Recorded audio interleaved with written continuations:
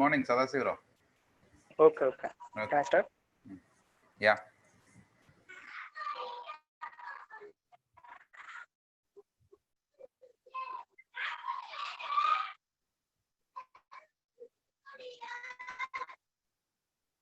Hello, Sridhar. Sir. Myself. A very good morning to one and all. Myself, Sadasivara, heading the Department of Pharmacy Practice, Hindu College of Pharmacy. As a co-convener of today's program, it gives me a warm welcome to distinguished speaker, Dr. P. Ravikiran, hospital pharmacist, Glen Cloud Hospital, North Wales, UK. A warm welcome to Sri Jupudi Rangaraju Garu, Chairman of Hindu College of Pharmacy. He is a renowned lawyer in Guntur city, politician and social activist. A warm welcome to Dr. S. Masudan Rao Garu, Secretary and Correspondent, Hindu College of Pharmacy. He is a leading doctor in Guntur and a visionary of Hindu College of Pharmacy. A warm welcome to Dr. Mannav Radhakrishnamurthy Garu, a honorary chairman of Hindu College of Pharmacy, famous diabetologist, PCA member, formed the Education Regulation Committee member. A warm welcome to Dr. R. Govindarajan Garu, principal of Hindu College of Pharmacy. A warm welcome to Dr. A. Sunita ma'am, vice principal and head of the Pharmaceutical Analysis Department. And a warm welcome to all the delegates of today's session, faculty members, technical team, to this international webinar series of Hcop Clinica 2020 on recent advances in pharmacy practice. Welcome to all. Now, I would like to invite Dr. Mannav Radhakrishnamurthy Garu, honorary chairman of this Hindu College of Pharmacy, to address today's program. Welcome, sir.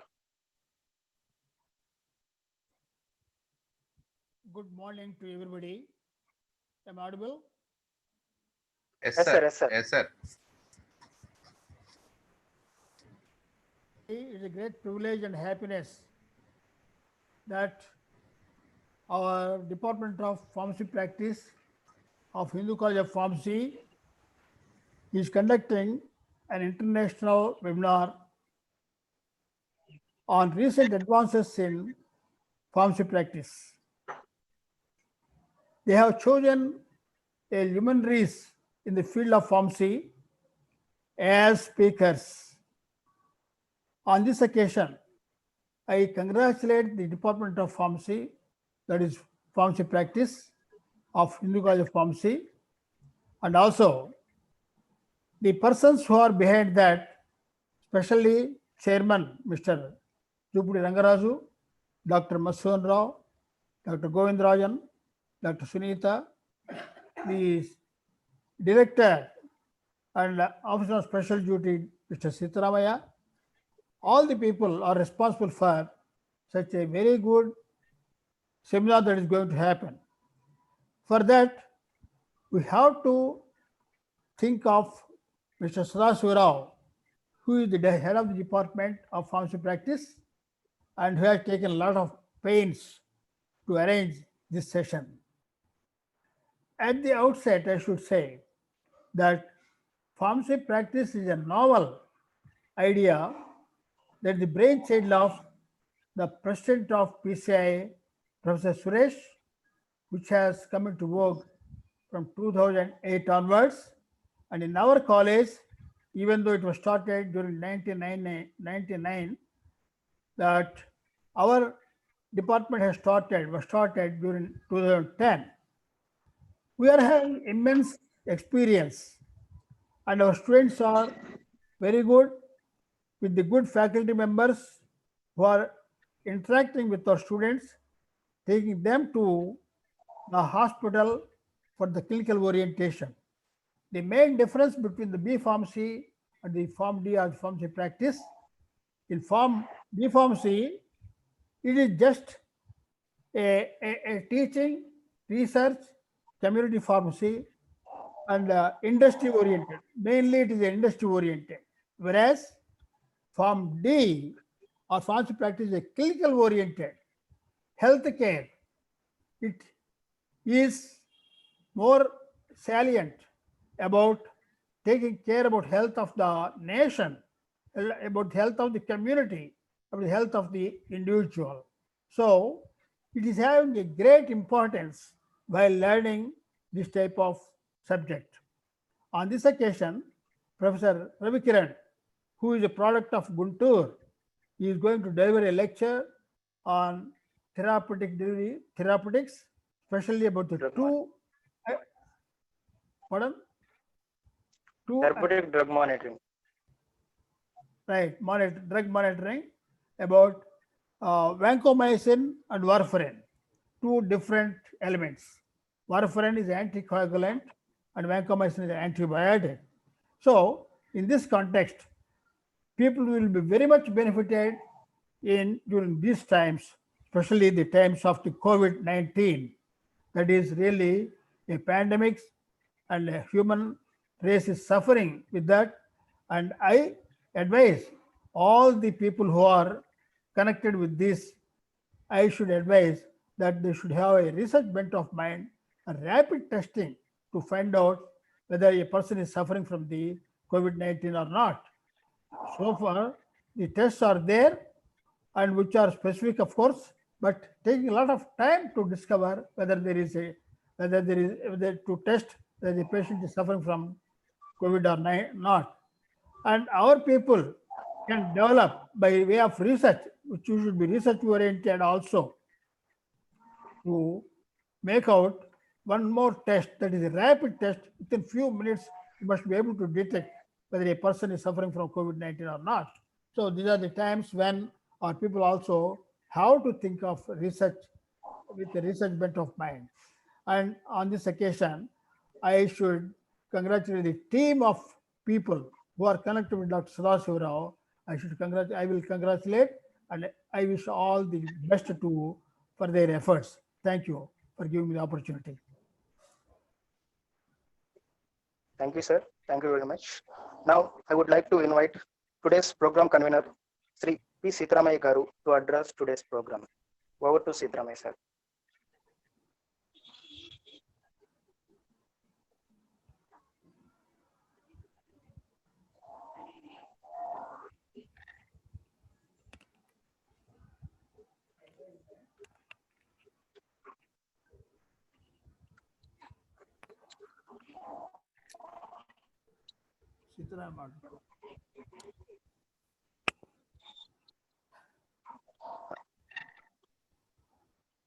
Sridhar. Yeah, Sitaramaya sir is there. Sir, Sitaramaya sir.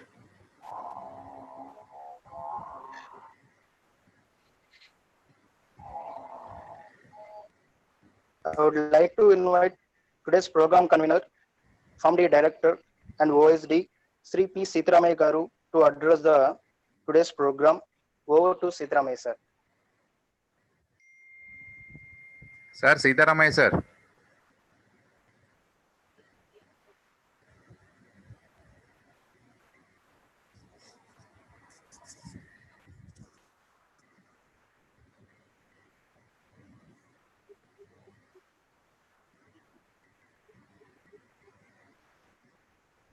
Sada sir, just a minute. Okay.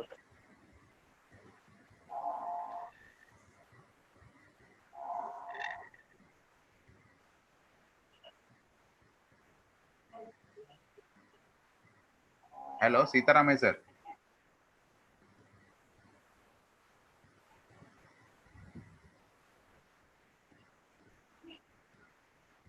మాట్లాడుతున్నారు శ్రీధర్ మాట్లాడుతున్నారు, voice రావట్లేదు. Sir video కనిపిస్తుంది. Unmute లోనే ఉన్నారు sir.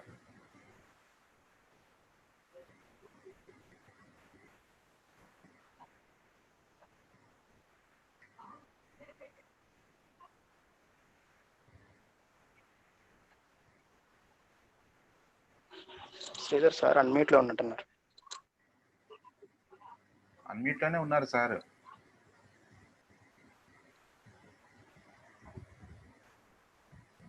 మళ్ళీ ఇప్పుడు mute చేశారు, ఒక్క నిమిషం.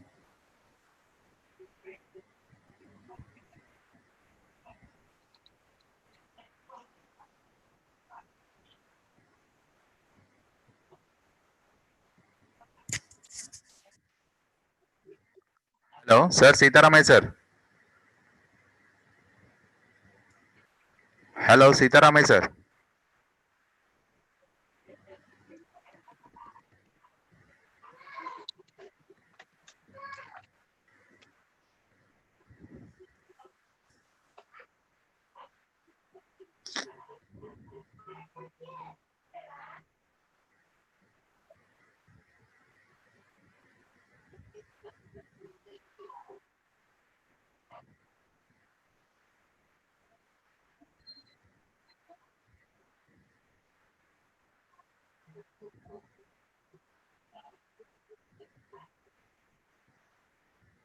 సదా అక్కడ టెక్నికల్ ఇష్యూ ఉన్నట్టుంది సార్ దగ్గర.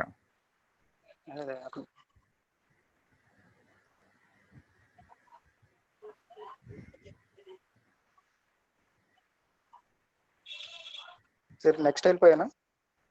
జస్ట్ ఎ మినిట్ సార్, మళ్ళీ అన్మ్యూట్ చేసినట్టున్నారు, మ్యూట్ చేశారు. Okay, go ahead. Next. Now, I would like to invite Dr.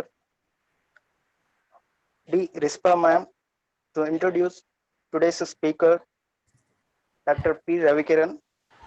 Welcome, ma'am. Over to the Rispa ma'am. Good morning, sir.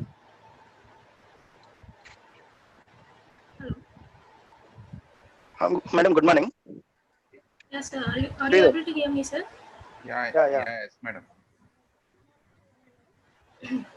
I feel it very privileged to welcome our today's resource person, Dr. Dr. Ravikiran Kalutla, who is working as a hospital pharmacist from Glencloudy Hospital, Northwest, UK.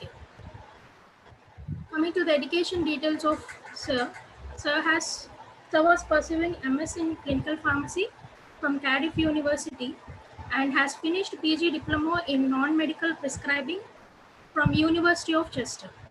Sir has finished his postgraduate in healthcare management from NHS Leadership Academy, and Sir has finished consultation skills from Medway School of Pharmacy and also finished PG diploma in applied therapeutics and advanced drug delivery from the University of Brighton. Sir has finished his MSc pharmaceutical analysis from Kingston University and finished Bachelor of Pharmacy from Chalapati Institute of Pharmaceutical Sciences, Guntur. Sir has worked as a lead pharmacist manager from 2012 to 2016, and he is responsible for the staff training and management of 2 pharmacists and 2 pharmacy technicians, 12 dispensers, 2 receptionists, and 5 healthcare assistants.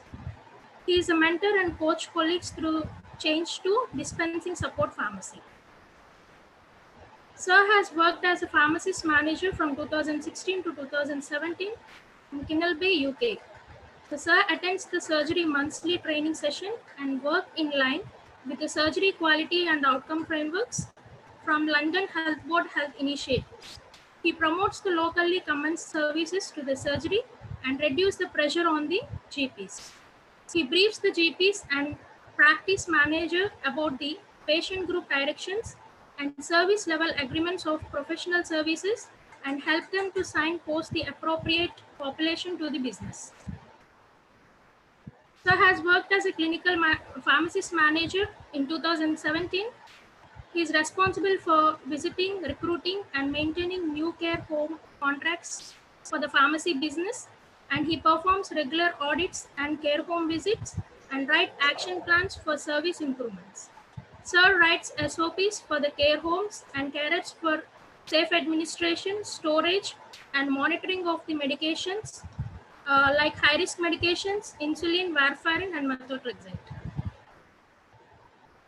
So worked as a lead pharmacist manager from 2017 to 2019 from Chester, UK. He acts as a clinical and information governance lead for the pharmacy and patient safety reviews, staff training, management of staff planning, management of stock, profit and loss.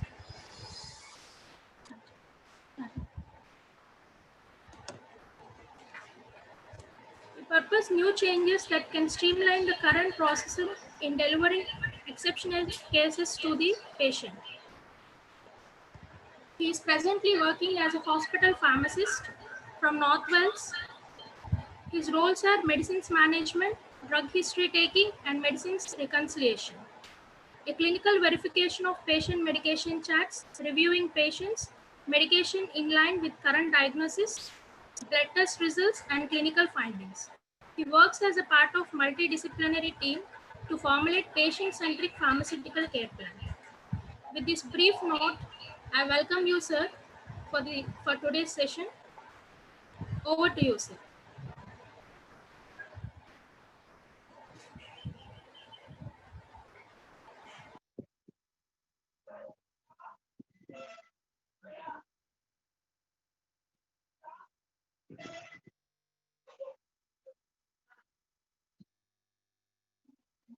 Ravikiran sir.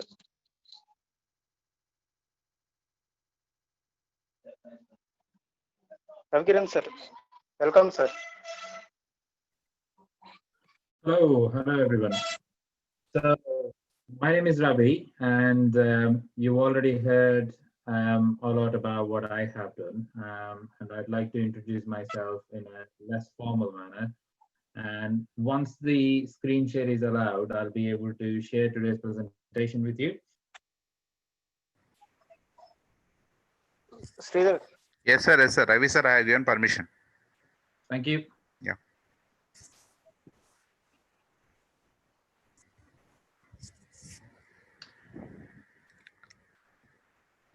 Ravi, sir, please disable the participant annotation, sir.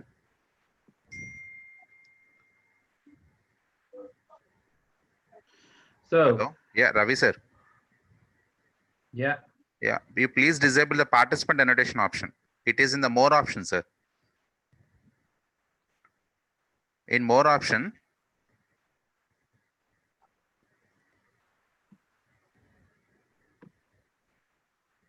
Meeting settings. no, sir, in Zoom only. Besides share screen option, there is a more option, sir.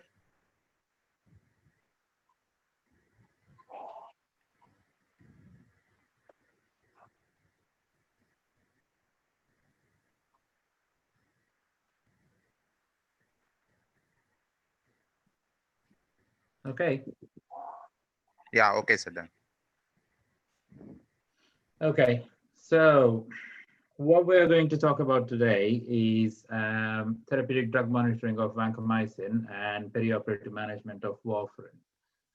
So both are two different topics, two different molecules, and they are important and very essential for a hospital pharmacist. So going into the details. So about me, you heard about my qualifications, my experience, and what I have done. That only defines a very small part of me. I have a great family of 5. I've got 3 kids, and I aspire to assist patients in their pharmaceutical care as much as I possibly can. And my values actually lie in making sure that patients actually get the exceptional care possible. So the way I do it is by trying to improve my knowledge, and I also try to implement that knowledge in daily practice and learn from the shortcomings from the practice. And so I always focus my learning, and I encourage everybody else to with regards to questioning about what I am going to learn, where I am going to apply it, and how is it going to change my practice, and how do I want to learn it, why do I want to learn it. That is the most important thing. So whole through this session today, I want you all to focus on why we want to learn this.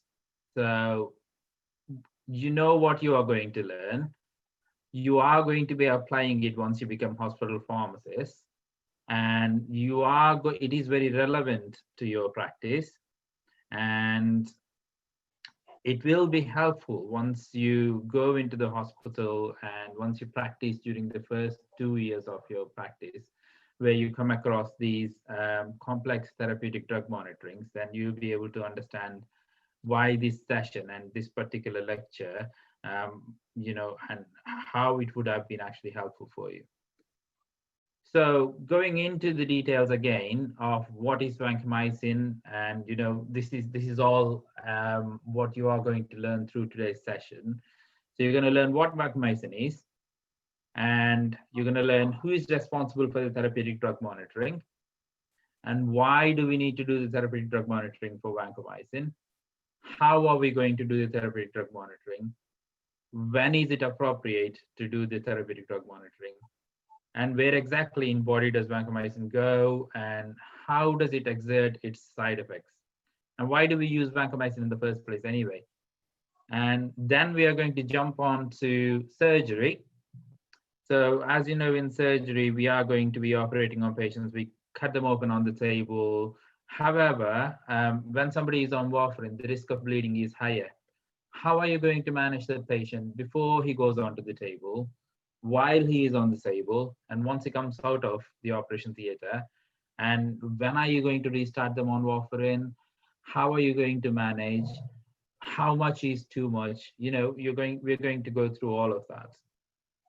And what do the guidelines and evidence say about it? I mean, did anybody else think about it? Is there any guideline available?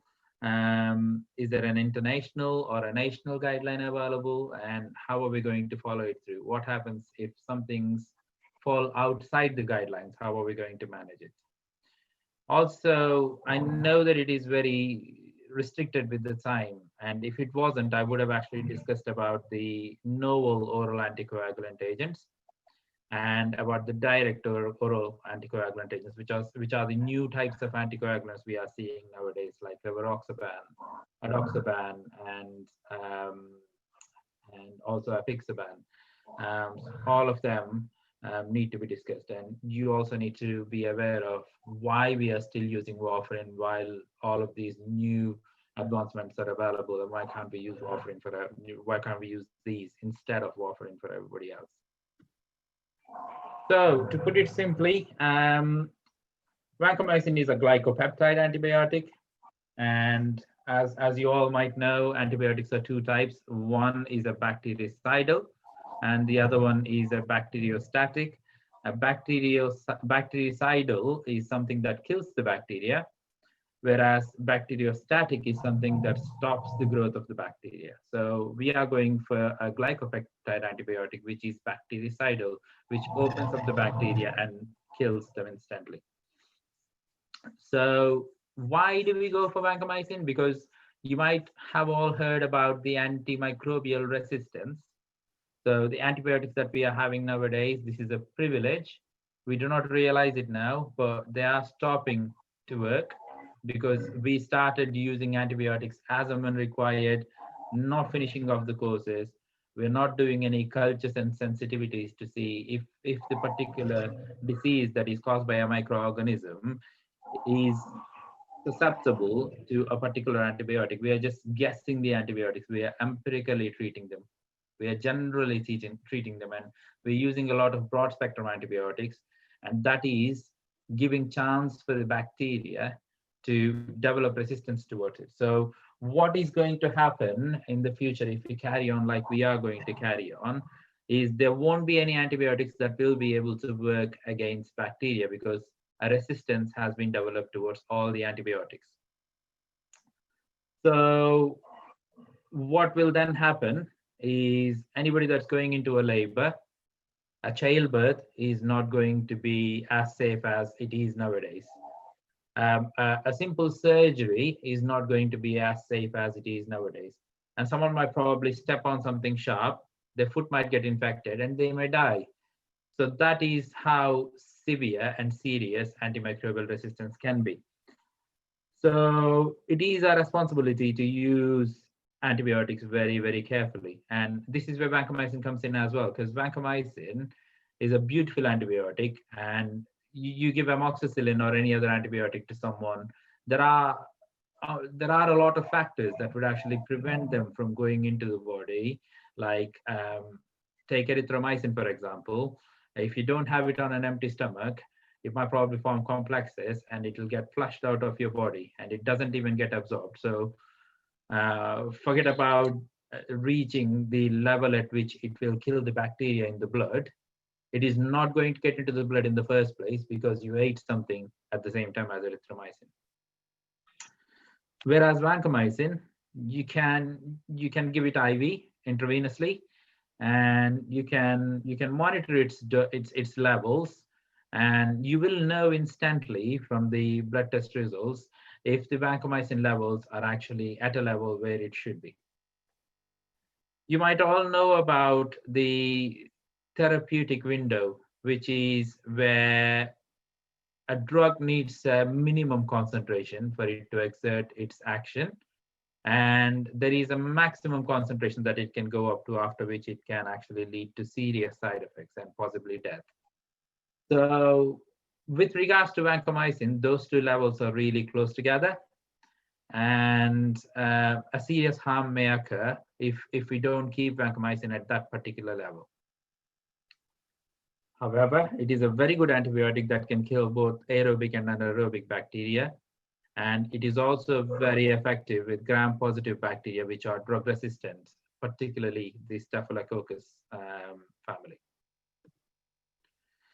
So this is the chart we are going to discuss about in detail. Is everyone able to see the details and writing on it properly? Can you please reply to me in the chat?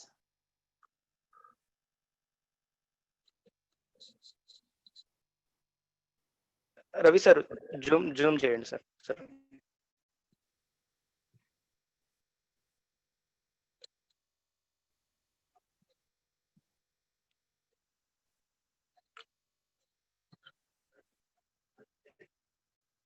So please zoom in.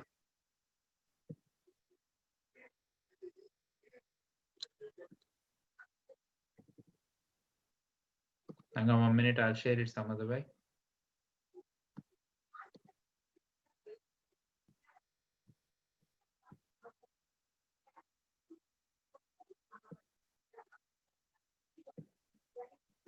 That's better. So let's discuss it step by step. So when we actually are loading patients, we need to load the antibiotic at a particular dose. Why do we need to load antibiotic? Why do we need a different dose for the first usage when we first start the antibiotic, and why do we need a different dosage after we start the antibiotic, and when we go into the maintenance? Because the body is, shall I say, the body is like full of tissues that do not actually have the antibiotic before it is given. So we need to load it up with the antibiotic, so much so that the whole cells in the body get soaked in the antibiotic and it starts acting straight away. So we are going to hit it hard. We are going to give a big dose, and so the microorganisms in the body actually have enough of the antibiotic acting against them to kill them instantly. So that's the reason why the first particular dosage that we actually give is based on the actual body weight of the patient. And as you can see, if the patient is less than 60 kilograms, we give them 1 gram. And if the patient is 60 to 90 kilograms, we give them 1.5. And if they are more than 90 kilograms, we give them 2 grams. So it is very important to know the weight of the patient, and you will understand further why it is important to know the weight of the patient before you give them these antibiotics. Because, like I said, vancomycin is a fantastic antibiotic, but it should also be used with with a lot of caution, because it can cause serious harm if it's not used properly. But like I said, antimicrobial resistance is an undeniable reality. We are all going to face that sometime, and vancomycin is definitely going to be one of the antibiotics that we will be using more often. So going into the maintenance doses, for you to be able to do the maintenance doses, you need to understand the renal function better. So there is something called a creatinine clearance that we actually use as a measure for someone's renal function. You might have all come across this. So just concentrate on the renal function area of the charts. So how we are going to calculate the renal function is by taking the patient's weight into consideration. So like I was saying before, for the loading dose, you need the weight. And you also need the weight to calculate the creatinine clearance of the patient. So what is creatinine? Creatinine is a byproduct of breakdown of muscle in someone's body. And it is there in the blood, and the extent at which it clears is directly proportional to the kidney function of a human being. So this particular equation is called Cockcroft-Gould's formula. It is quite good, but it has got its own limitation. So it has taken the weight into consideration. So that's fantastic. But what about the height? It hasn't taken the height into consideration, has it? So would it be a different kidney function for someone who weighs 50 kilograms and is of 4 feet height compared to a person who weighs 50 kilograms and is 6 feet height? So how are we going to, say that a thin and a long, tall person has got a similar kidney function compared to a short and a bit of an overweight patient? Because an overweight patient might possibly have a little bit more of a muscle compared to someone who is very thin and tall, who doesn't have much muscle, because we are measuring creatinine at the end of the day, remember? So the thin and tall person might not possibly be producing as much creatinine compared to the short person.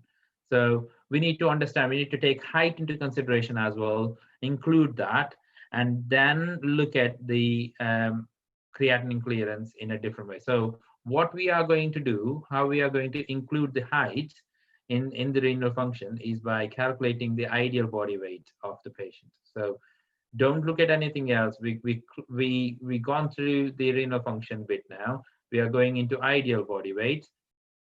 So the way you are going to calculate the ideal body weight is by using a constant for female and male. So that is kind of like the standard weight, shall we say, of a female and a male.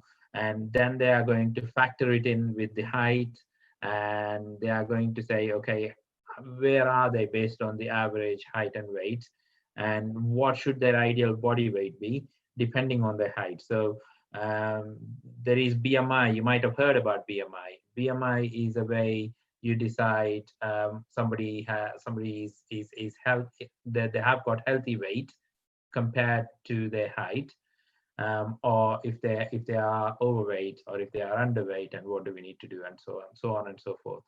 So this is kind of like a different way, a clinical way of interpreting a BMI, shall I say. But you need to understand the ideal body weight of the patient. So you take the height into consideration. Like say, for example, the 4 feet man that we were talking about that weighed 50 kilograms. We are going to take the height into consideration, and we're going to say, for your height, you are overweight, or you are underweight, or you are actually at an ideal body weight. So we do that, and we get an ideal body weight in kilograms. So we got an actual body weight, if you remember the way we dosed them. Yeah. We also have an ideal body weight. So now, don't look at anything else. let's only talk about actual body weight and ideal body weight. So actual body weight is required when you're loading, and ideal body weight is required when you are trying to understand if the patient is overweight or underweight. So you get your ideal body weight, and what you are going to do is you are going to see if the person's ideal body weight is more than, if the patient's actual body weight is more than 120% of the ideal body weight. So say, for example, if the actual body weight of the patient is 130 kilograms and their ideal body weight is 100 kilograms, that is more than 120% of their ideal body weight. So if that is the case, they are seriously overweight. So they are falling outside the clinical proportion we want them to fall outside of. Okay. So if that is the case, what we do then is we use the dose determining weight, which is another conversion of an ideal body weight, and then we actually get a dose determining weight based on which that weight is then going to be factored into the creatinine clearance, and then we calculate the creatinine clearance, which will give us a better picture of what how the kidneys of the patient are functioning, because it's not always ideal to use an echo to see how much fluid is getting cleared, to understand how many mils of urine the kidney is clearing every minute. That is not ideal, because that is very subjective. Someone actually has a little bit more of fluid, then the kidneys might probably be outputting it more. And if they are dehydrated, the kidneys might be outputting it less. So there are quite a few other factors that are involved as well. So we need to, without having to look into the kidneys, calculate the renal function of a patient.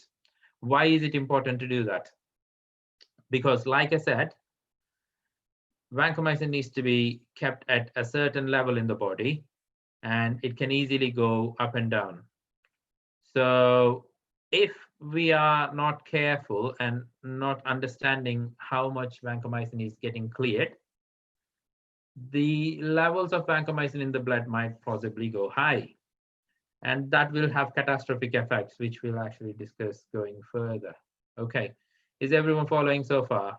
I hope you are. I wish this is an actual classroom and I can see your faces, but unfortunately not. So I hope everybody is following. So if you have any questions, or if you are not following, I am more than happy to go through it one more time.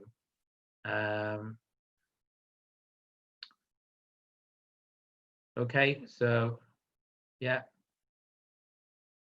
So Yuvalakshmi and Archana and Rispa, are you being able to see the screen? Please reply. Okay, good. Okay, right. So we got that. We figured out the creatinine clearance, and we have a measure of how the kidneys are working. And then we are going to determine the dose based on the creatinine clearance. So we understand the kidneys. So let's say that kidney is a tap. Okay, we understand at what rate the tap is flowing, and now we are going to maintain this level of vancomycin in the blood. So based on the creatinine clearance, some of you might be wondering what this EGFR is. EGFR is even a vaguer value. I mean, it's not. It's very less reliable compared to the creatinine clearance. So it's an estimated glomerular filtration rate. That is what EGFR means. Please do not go by that. That is a very rough estimate.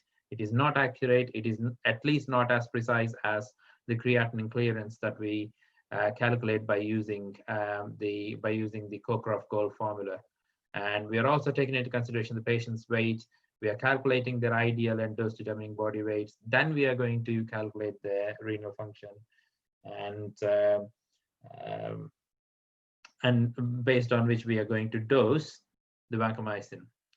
So dosing vancomycin is fine. So we know the renal function, we are going to dose the vancomycin. What's going to happen next? Are we going to keep them at the same dose? Unfortunately not, because the renal function might possibly be changing. Why would it change? Because vancomycin is actually nephrotoxic, which means it is not kidney friendly. It can harm kidneys in a very, very bad way. So the renal function will be affected. So technically vancomycin is going in and it might probably clog the tap.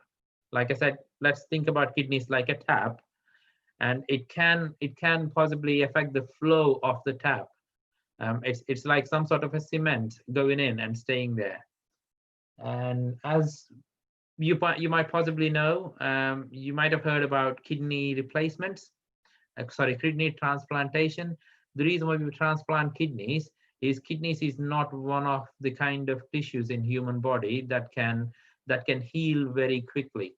So sometimes some sort of damages that are made to kidneys are permanent.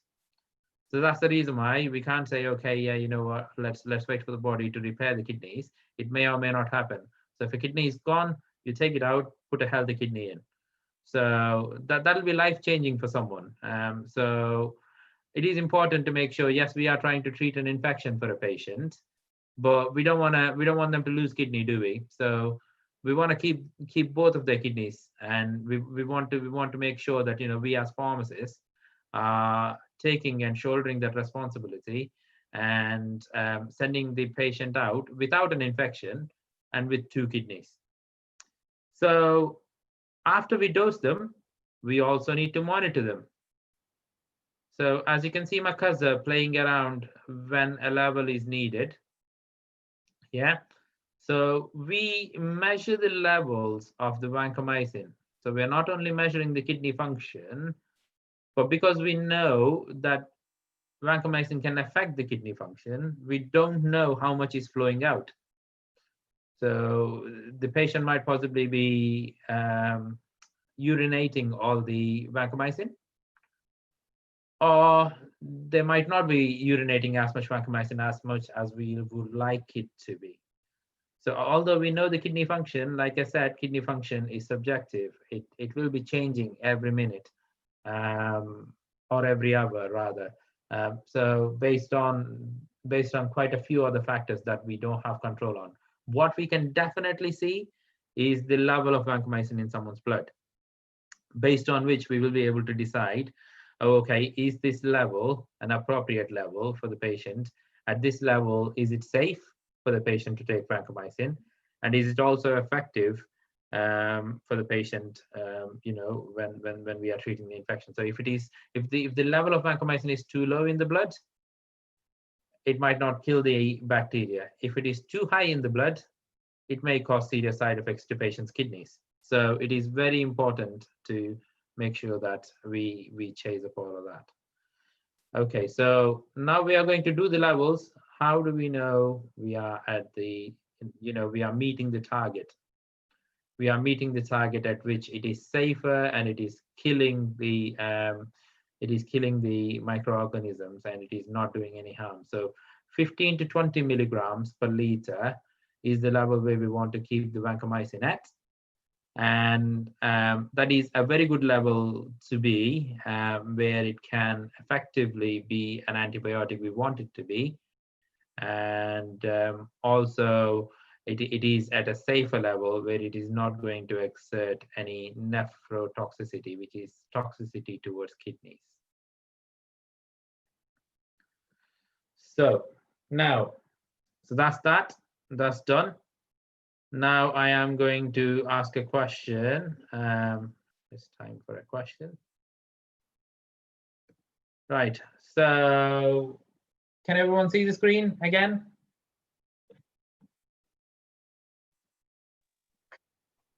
Yes. Fantastic. So Archana is asking a question. How many times can a loading dose be given? Loading dose can only be given once. So we load them once, we soak all the tissues in the body with the antibiotic, and then we are good to go. So it's like washing clothes, shall I say. You wet the clothes first. You want the clothes, really wet, and then you think about, applying soap, and if you want, you probably put them back in the water and stuff like that. So you want things to start going, because once the patient has an infection, sometimes it may be a sepsis, and you want to treat sepsis as quickly as you possibly can. So you give the loading dose. Loading dose is like going in with your guns blazing, which is like going in full on, trying to kill the microorganism as quickly as you possibly can. So it's only given once, and then we are going to go on to maintenance dose, because we've given them a lot. So what we are going to do then is we are going to maintain the level in the blood accordingly to keep it going. So we're going to start giving less. So the loading doses usually are higher, and the maintenance doses actually are lower. But you will understand it better when I actually show you a patient, which we are going to discuss going further. So now, let's talk about a patient who is an 88-year-old male. He tested positive for Clostridium difficile, which is an organism that affects the gastrointestinal health of patients very, very badly. It's not a nice organism. So it is both organism and toxin positive. So organism is the presence of Clostridium difficile. So any healthy patient might possibly have Clostridium difficile inside them, but it is about being able to exhibit that toxin. So if your stomach has got good bacteria in your stomach, and Clostridium difficile, let's call it the bad bacteria. So the good bacteria is taking over the bad bacteria. It's not letting them letting the bad bacteria produce the toxin. But sometimes, like I was talking about the usage of antibiotics and how it can be detrimental. What might possibly happen is the good bacteria and bad bacteria might probably get killed, nevertheless, because your antibiotic doesn't know which is a good bacteria and which is bad bacteria. It just kills them. So in that particular situation where the bad bacteria is actually higher in numbers compared to the good bacteria, it can actually exhibit, it can produce a toxin which can be very, very lethal for few patients. It's so severe that you can actually see the changes in a patient's colon in an X-ray. So that's how severe it can be. So it's also called a toxic megacolon, but we can discuss about that in a different situation. So if you've got an 88-year-old male tested positive for C. diff, and he's both organism and toxin positive, then he had an abdominal discomfort for 2 days, suffers from prostate problems, hypertension, type 2 diabetes mellitus, and gastroesophageal reflux disease, which is heartburn, shall I say. And that's their parameters. And the doctor comes to you and asks, okay, what dose of intravenous vancomycin shall I give him? Ask the doctor to go away, quickly, because C. diff is only situated in the gastrointestinal tract, and we don't treat it intravenously. We treat it by giving them oral vancomycin. If you give an oral vancomycin, all of this chemistry that I've actually talked to you about, that goes out of the window. So we should not, remember, we must not use intravenous vancomycin for a Clostridium difficile infection in a stomach. Okay, so never ever do that. So that's one thing you need to remember. So now what is going to happen is, let's try and make some calculations, shall we? I mean, you do remember what we have been discussing about the creatinine clearance and stuff like that. So what I am going to do is I'm going to post you a link for the Mentimeter, where I want you all to do the calculations and submit the creatinine clearance, okay?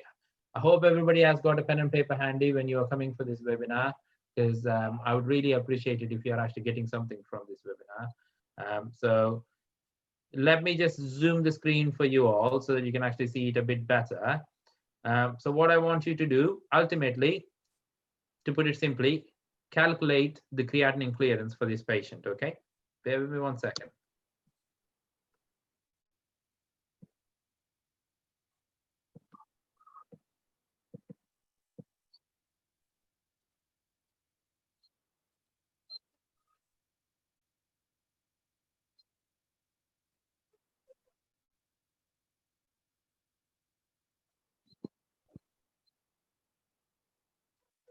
Okay, can everyone see that?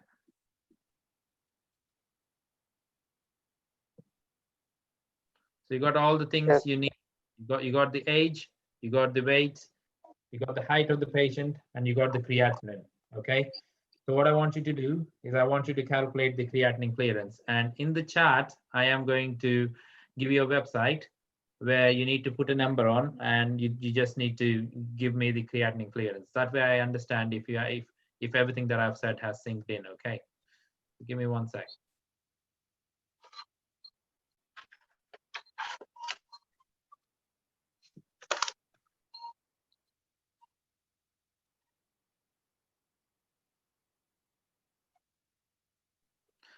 So the tapering dose question asked by Chandrika, we will answer that, because it is much better when you look at it from a perspective of a patient. If when you see an actual patient, then it's much more easier to understand it than when I am actually going on and on about the calculation. So we are going to calculate the maintenance dose for this patient. So let's let's calculate the creatinine clearance. We all know he weighs 108 kilograms.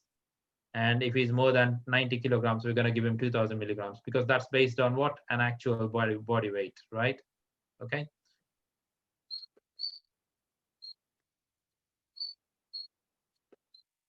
Just give me 1 second, Vaishnavi. I am going to share you the link for where I want you all to post the creatinine clearance, okay?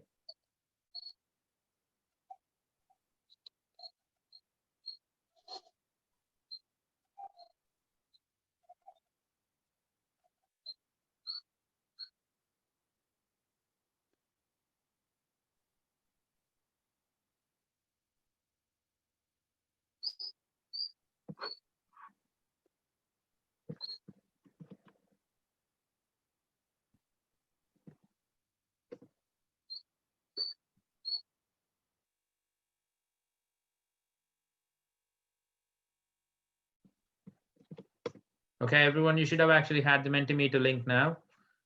And I'm going to go back onto the previous screen. Okay, so you can all see the parameters. So calculate the creatinine clearance and let me know. I'm going to give you 2 minutes. No pressure.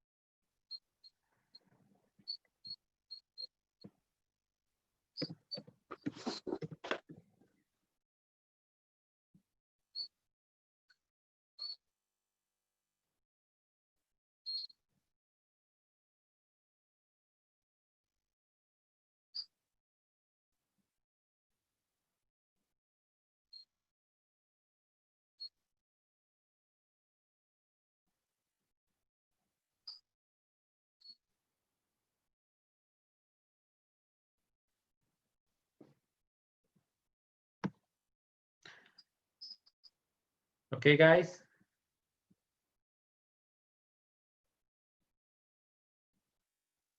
Let's see how everyone's doing.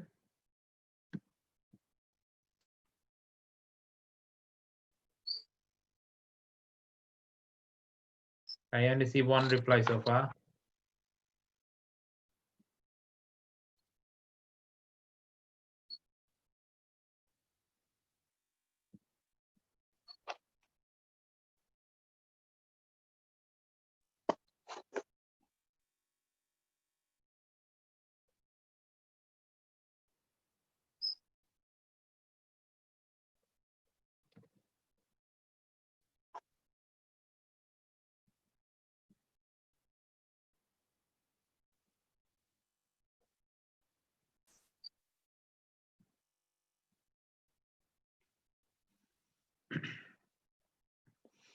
Okay, so right, we're going to carry on now.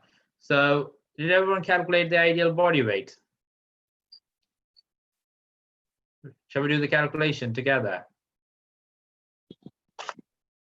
So the ideal body weight is the constant for male. So that would be, the constant for male is 50 kilograms, isn't it? So 50 plus height in centimeters, which is 152 minus 152.4, right? So that's the ideal body weight. Sorry, plus 0.91. Okay, so let's skip there. So that is equal to 50 plus 0.91 times 0.4. Okay, so that is equal to, let's do a calculator. So 0.91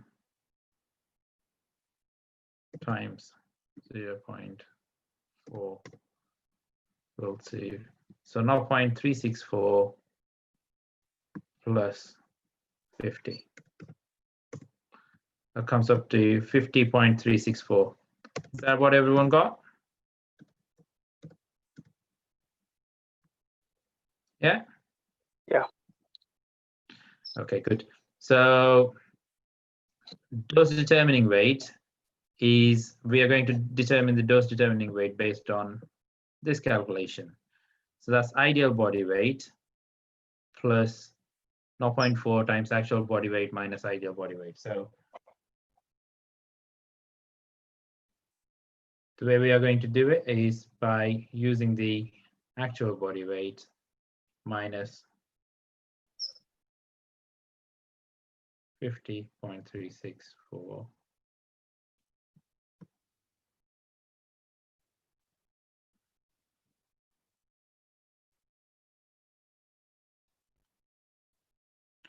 times 0.423 plus ideal body weight.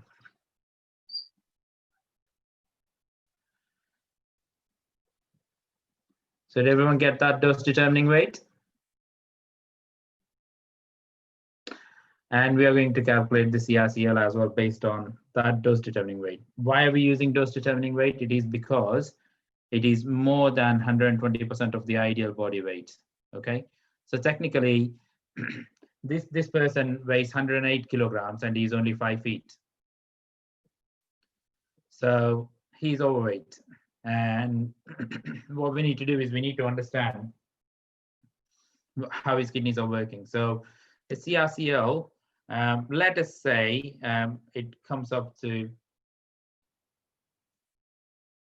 based on the details that we've actually got for, excuse me, the dose determining weight, we need to calculate the CRCL. So that's 140 minus his age, which is 88, 52 times 1.23 because he's a male, times his dose determining weight is 72.96 is equal to, divided by 127, which comes up to 36.744. So let's keep it at that. Okay, so now what we are going to do is we need to understand his loading dose and how we are going to maintain his maintenance dose. Okay, so we got the creatinine clearance now, 36.4. If you didn't understand this, do the calculations again. That's not a problem at all. I know it is complex, I know it is boring, but unfortunately you would have to do it. When this is an actual patient, you can't get it wrong. Okay, you need to do it day in, day out, and you need to make sure that the patient is actually getting the right kind of treatment required. So now you've got the creatinine clearance, which is 36 odd, which falls roughly there, right? So to answer everyone's questions, so what's going to happen is because the creatinine clearance is there, we are going to give him 750 milligrams of vancomycin every 24 hours. Yeah. And we are going to measure the dose, the pre-dose levels on second or third maintenance dose. Okay. So that's how it works. So technically what we are going to do is, let's say, what is the time now? 11 o'clock. So 11 o'clock today, he is having his loading dose, yeah, of 2000 milligrams. That is going to be his loading dose.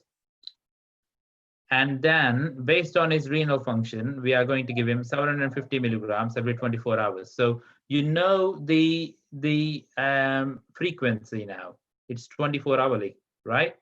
So it would take him 24 hours to clear the vancomycin. So you know that. So after the loading dose, you wait for 24 hours and then you give him 750 milligrams. Then you wait another 24 hours and give him another 750 milligrams.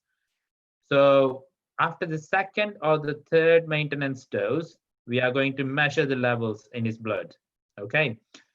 So what's going to happen technically is we give him the 2000 milligrams today, and tomorrow we give him 750 milligrams. That's the first maintenance dose.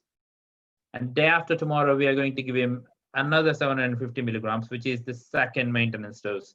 Just before the second maintenance dose is given, remember, it is a pre-dose level.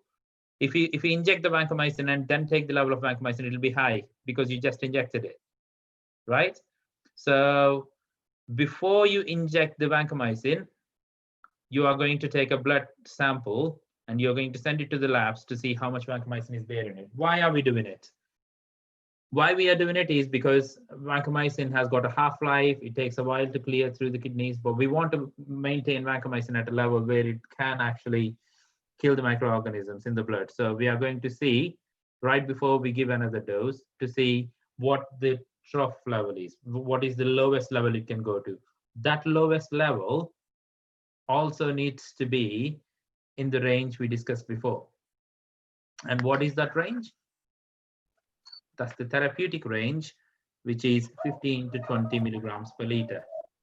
So now we are going to see a few scenarios as to what is going to happen. Okay, so you've done all the calculation, you dosed the patient is actually having the vancomycin intravenously, everything's going fine, fantastic. So you come in tomorrow, the patient seems fine. You come in day after tomorrow, the patient is okay, and you do the blood tests to see where the vancomycin is. The blood test result comes back. And how are you going to change the vancomycin doses based on the blood test results is what we are going to discuss now. So before I go further, what are you going to say to the patient? You're having vancomycin, which is a fantastic antibiotic, fabulous. But what are you going to say to him? You need to tell him that, his kidneys might possibly be affected because of vancomycin. He might not possibly want to take it, There are a lot of other things that need to be taken into consideration as well. So you should say to them, this is going to affect your kidney. So please be, aware that your kidneys might possibly be affected. What else does it affect? It is also very, very bad for ears. So patients may lose hearing. So you say to the patient, oh, your hearing might be affected, but would the patient know? They may or may not realize that their hearing might be affected.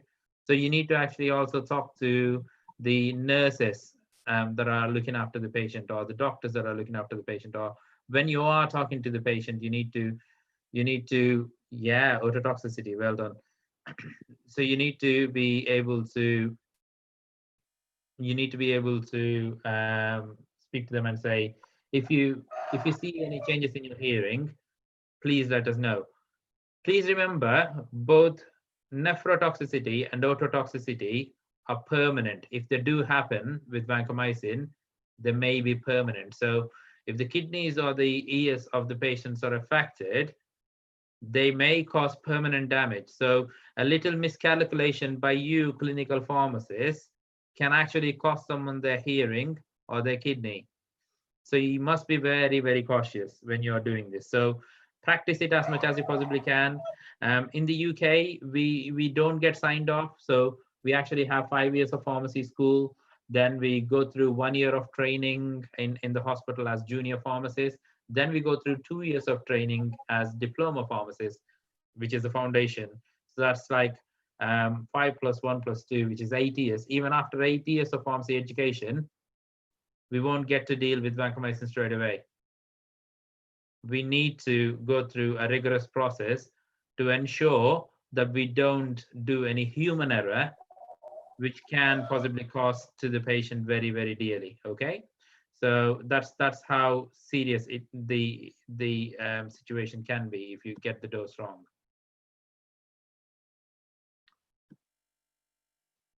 So the level comes up, and the level is 24. Where do we want it to be? 15 to 20. So the level is high. Yeah. So the vancomycin is high in the blood, and the creatinine clearance has actually improved. It's 103. What do you do now? So 103 says, if the level is 103, then we need to give it at a different dose. Can you all see the screen, or is it still too small?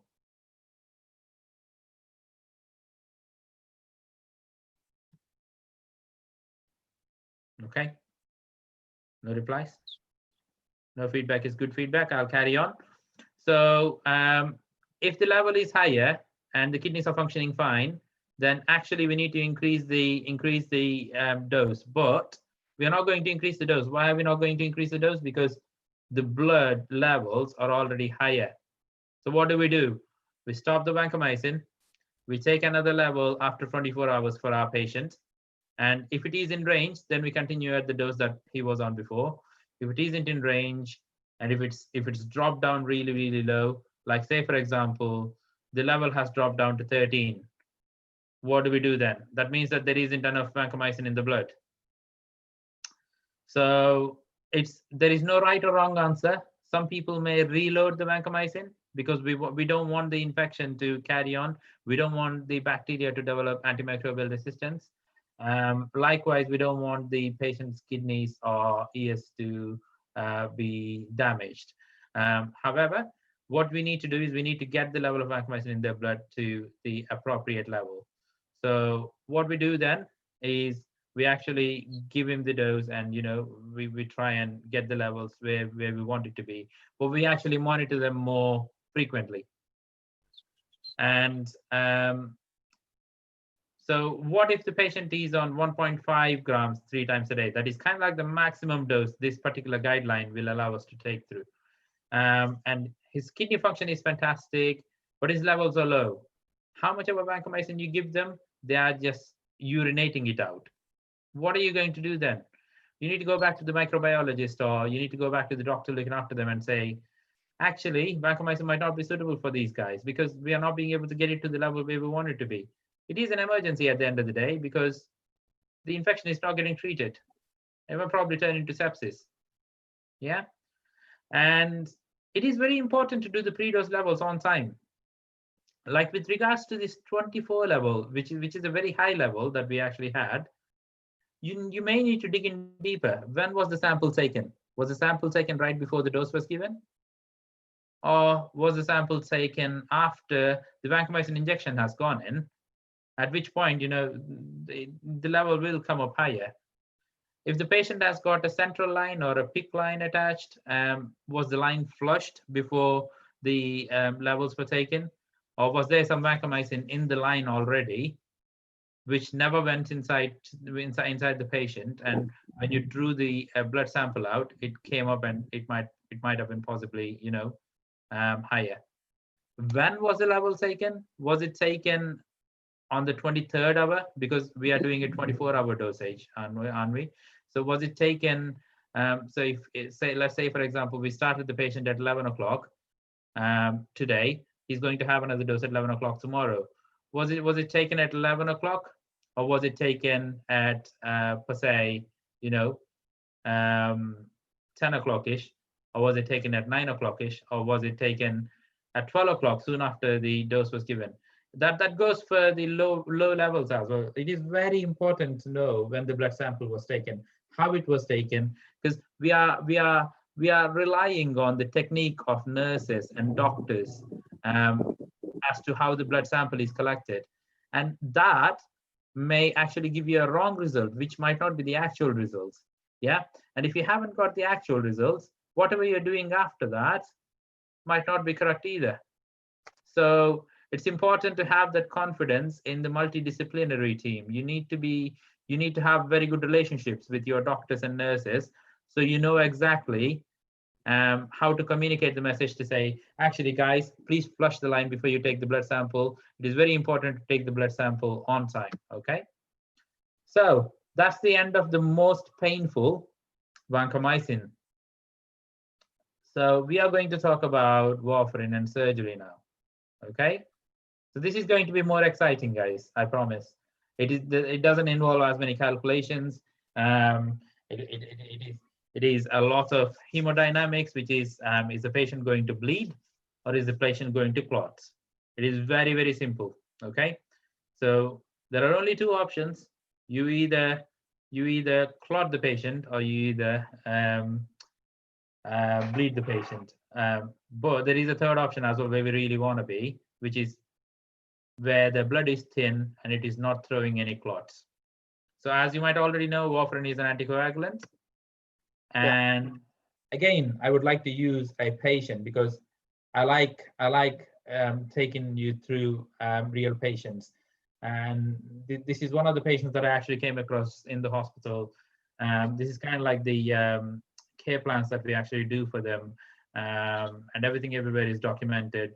So you pretty much need to know about everything the patient is all about: their age, their actual weight, ideal body weight, their height, and the previous relevant medical history, what they have been diagnosed with, and the social history, because it is important to know if they're having alcohol when they are on warfarin. Why is that? Because if they're having warfarin and alcohol together, the blood might get too thin. They might bleed easily. So it's important to know their family history. Anybody has got any cardiac events. You also need to understand why they're having warfarin in the first place. So warfarin can be used for quite a lot of different purposes, guys. So it can be used for atrial fibrillation, as we know it as AF. AF can actually throw clots from heart, and it can lodge the clot from the heart can lodge itself into the peripheral veins in your legs, and it can cause a deep vein thrombosis, or it can go into the coronary arteries, and that way it can deprive the heart muscle of the nutrients and oxygen, and that way a part of the heart muscle dies, and it can cause your myocardial infarction. Or this clot might travel into the blood supply for brain, and that clot may then possibly cause a stroke, or a TIA, as we call it, like a trans ischemic attack. Okay. Yes, rheumatic heart disease, that's right. We also call it an ischemic heart disease. So ischemia and infarction are different. I can actually take you through a cardiology session later, but very good, Archana. So this patient is a suspected vascular dementia, so they don't have capacity. They may not possibly be able to tell you that much. You may not be able to counsel the patient, and they are on warfarin. Think about the difficulty of that. Because you need to measure their INRs, you need to make sure that they remember to take the warfarin at the same time every day. And they also have essential hypertension, which turned into atrial fibrillation later on. They had a fractured neck of femur. Fractured neck of femur is a broken part of a femur. We call it a neck of femur, but it's pretty much the head of the femur. Forget about the anatomy, but technically they came in because they had another fall. So this particular patient, a female, had a fall, and they came in, and there was some metal work that was projecting from the previous fractured neck of femur that she actually had. So technically, they needed to put some nuts and bolts into the bone of the patient. So they were going to take her through to a surgery, weren't they? Intramedullary nail is when a nail goes through the femur, and that she's going to go to a surgery. And we know about her a bit. What we're going to do now is we're going to have a look at her medication. So she hasn't got any drug, food, or any other allergies whatsoever. It is important to know about them, isn't it? As a hospital pharmacist, you need to be worried about what sort of allergies they've got. Takes occasional paracetamol that she buys over the counter. That's another important thing. You know, they can nowadays, you know, anything and everything is available over the counter, and you need to be aware what they are buying outside. You know, which is not prescribed by her doctor. So she takes all of these medications. We know the doses of a warfarin. So she takes 3 milligrams every day except Saturday. And on a Saturday, she takes 4 milligrams. Okay, guys. So this lady is going to go into a surgery. She had a fall. She had a fractured femur, which is the longest bone in our body and the strongest bone in our body. Why is that? Because she's 88 years old, and she's you know, she might her bone health might not be what we want it to be. Right, I am going to zoom this up for you guys. Bear with me.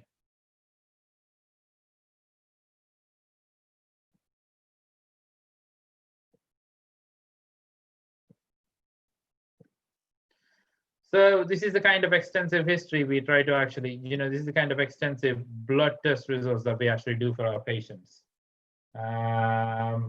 So we measure their albumin, blood pressure. I put them all in alphabetical order, but technically, all you need for the purpose of this presentation is the CHA2DS2-VASc score. Does anyone know what it is? So if you haven't already, please, I do request you guys to download a brilliant app, which is called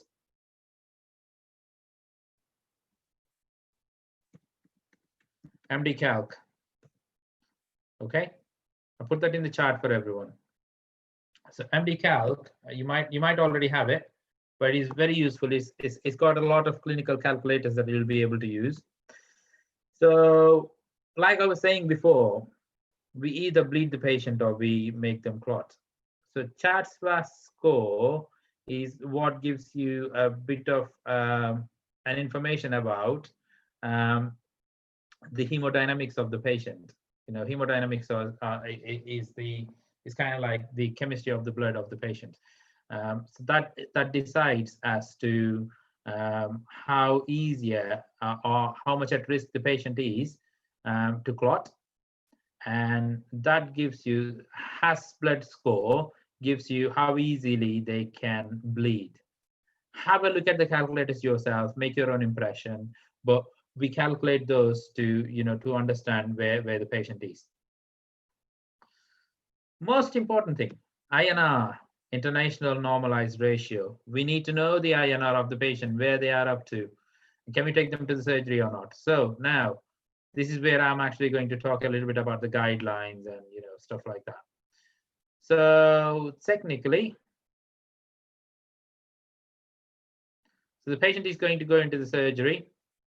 Yeah, they're scheduled for surgery. It's not an elective one. It is emergency because they had a fall and they had a fractured femur. They might be in a lot of pain. So we need to take her to the surgery. So things you need to consider is she may be nil by mouth. So it is what it says it is, guys. So nil by mouth is where the patient might not be eating anything or drinking anything. So no nutrition whatsoever because the patient is going into the surgery. We don't want them to have anything, right? So you need to consider what medications need to be stopped. If they are on diabetic medications, do you stop the long-acting insulin or short-acting insulin? How are you going to do it? If they are on blood pressure medications or diuretics, are you still going to carry on with that, or are you going to stop it? There are a lot of clinical judgment calls that you need to make, but that will come with practice. So let's leave that because it's not in the scope of this particular presentation. So you need to go through the preoperative checklist and you need to understand what the procedure is going to be, approximately how long the patient is going to be in the surgery. So then you need to decide, oh, they are nil by mouth. Can they take the medications? Can they not take the medications? Sometimes it is allowed, sometimes it isn't. You need to know. So British Orthopedic Association suggests an INR target of 1.5 before the patient goes in. So that's a plus or minus 2. AAGBI, which is another organization for orthopedics, they actually suggest a preoperative INR of 2. And we have a local guideline in our trust which says the INR should be less than or equal to 1.8 preoperatively. Why are we worried about the INR before they go onto the operation table? Because we don't want to cut them open and we don't want them to bleed all over the table and die. So we need to be very, very cautious as to where we place the INR. And also, patients' candesartan and bisoprolol were withheld. Why do you think they did that, guys? Because yes, INR actually gives us a little bit of a story about how thick the blood is, how viscous the blood is. But if the patient has got a very high blood pressure or very low blood pressure, what can that do? That can have a bit of an effect on the blood as well, can it? So we need to be worried about that as well. We don't want the patient to actually have a very high blood pressure so that as soon as they are cut open, the blood spills everywhere. And we don't want them to have very low blood pressure where, after the surgery, you realize that, the blood is not perfusing as we want it to be. So the patient's blood pressure was 135/83, which is an okay range for it to be. So that's all. It's all cleared for the patient to go to the surgery. So now, here is the million-dollar question: when do you restart the warfarin? And usually, patients go on enoxaparin as soon as they are out of the surgery. When do you stop the enoxaparin? Enoxaparin is a low molecular weight heparin, which is injected subcutaneously, and from the name, you should be able to know that heparin is to thin the blood, and it is preventing the patient from having a lot of clots, because surgery is an insult sometimes. They also call it an insult sometimes to the body. So you're insulting the body, and the body does respond in various different ways. And depending on how invasive the surgery is, your body may respond to it in an unpredictable way. And usually people who go through surgeries, and usually people who have falls and stuff like that, they are immobile. When people are immobile, when their mobility is not as much as it should be, it can throw clots. That's the reason why if you go in flights and everything, or if you go to stretch the legs, they ask you to stretch your legs because they don't want you to have they don't want you to have in your veins inside your legs or stuff like that, because the more sedentary you are, the more stationary you are, the more immobile you are, there is more risk of having a clot. So it is very important to manage that in a hospital setting, because you don't want people to have a clot. It is, if you ask me to choose in between clotting or bleeding, I would go with bleeding, because bleeding to a certain extent is predictable. Whereas clotting, if the clot, it is very unpredictable. You never know where it is going to lodge. Um, so that is a bit hard, but it's a harsh reality. So bleeding, yes, you know, if there is a brain bleed or a GI bleed, it might be hard to control depending on the extent of the bleeding. But I would rather, if you have to choose in a clinical situation, I would rather anticoagulate a patient than not anticoagulating them and risking them a clot. Okay. So, and how do you manage the warfarin once it is restarted? So that's what we are going to discuss now. So what needs to happen once the patient is out of the surgery? You need to measure their INR again. Yeah. And you need to do that once the doctors say, okay, the surgical site is fine. There is no evidence or any, signs of bleeding. I am convinced that this patient's bleeding is controlled. And sometimes there are intrathecal catheters which are inserted into the spine. So intrathecal catheters, you need to wait for 4 hours after that catheter is removed before you can give them the warfarin again, because if that is removed and you give them warfarin and it is not healed properly, that can cause serious complications as well, like bleeding and stuff like that. Okay, so you need to ask the doctors when the risk of bleeding is low. Remember guys, I was talking about bleeding or clotting, so remember that. So say to them, is the risk of bleeding low now? The patient will be on enoxaparin all the way across. And if they say yes, yeah, that's fine, the patient's risk of bleeding is low from the surgical site, then you can say, okay, fine, fair enough, then can we do an INR on them?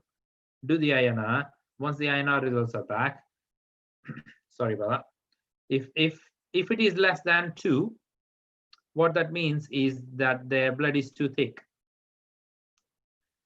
And what needs to happen then? And you need to give double the dose of the pre-procedure warfarin. Why are we going to do that? Because the patient hasn't had warfarin for at least 1 or 2 days. And if their blood got thickened so quickly because of the surgery, then we need to immediately be able to, thin the blood again. Yes, there is enoxaparin, but warfarin has got its own different way of mechanism in the way it actually works. It's a vitamin K antagonist. I'm sure you guys should be aware. So we need to get the INR to a particular stage where we can stop the enoxaparin. So the INR target ranges are different for different conditions. So if somebody had a DVT, their INR range would be different to someone who's been having recurrent DVTs, which is deep vein thrombosis, to someone who's actually using warfarin for atrial fibrillation, to someone who's actually had a stroke. So all the target INR ranges are different. If you go on to the International Society for Thromboprophylaxis, you will be able to see the different guidelines that they actually stipulate. And so the INR ranges, the target ranges are different. So usually for our patient, for the AF, it should be between 2 to 3.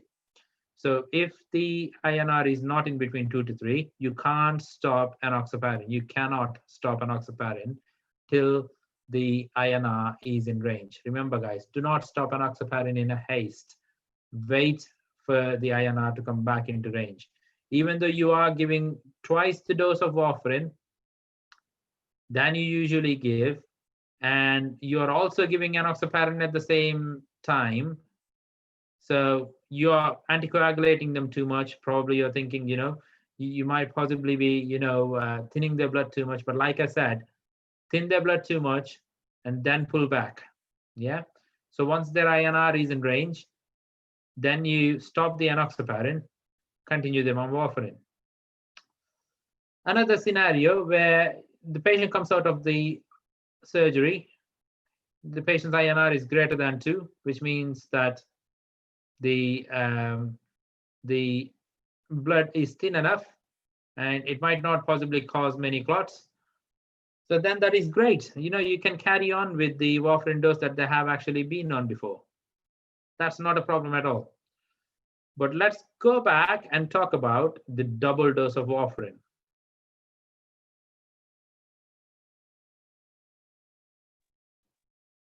So the double dose of warfarin is, it might sound a bit too much, but how much is too much? So say, for example, your patient actually takes a dose of 5 milligrams a day, like our patient before. So you can take them up to 10 milligrams. 10 milligrams is fine, guys. For anything more than 10 milligrams, please don't do that. So a warfarin dose of more than 10 milligrams is hard. It's hard to control. So adjusting warfarin is like driving a lorry with a heavy load, shall I say. So you turn the steering, it doesn't turn straight away. It takes a little while to turn because the load is heavy.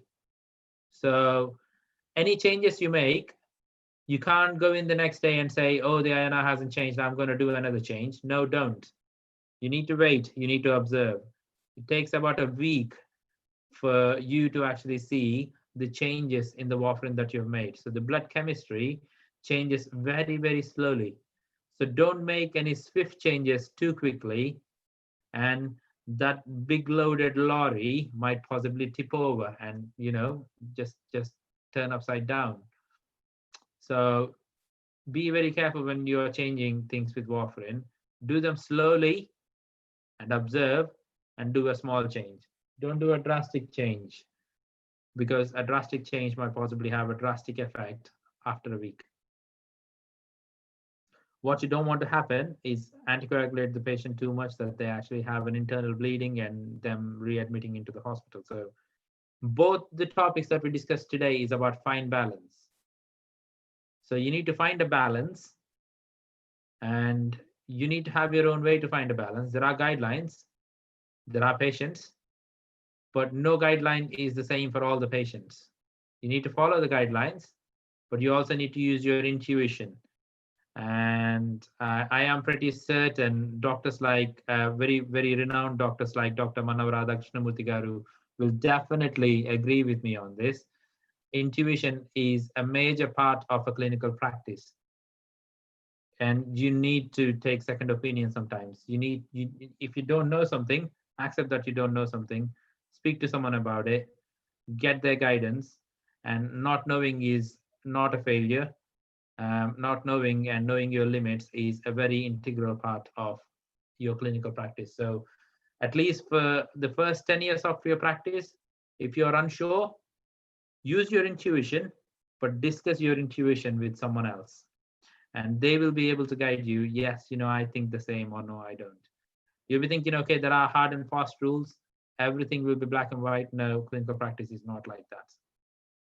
You will realize once you start practicing that you need to use a lot of your own intuition.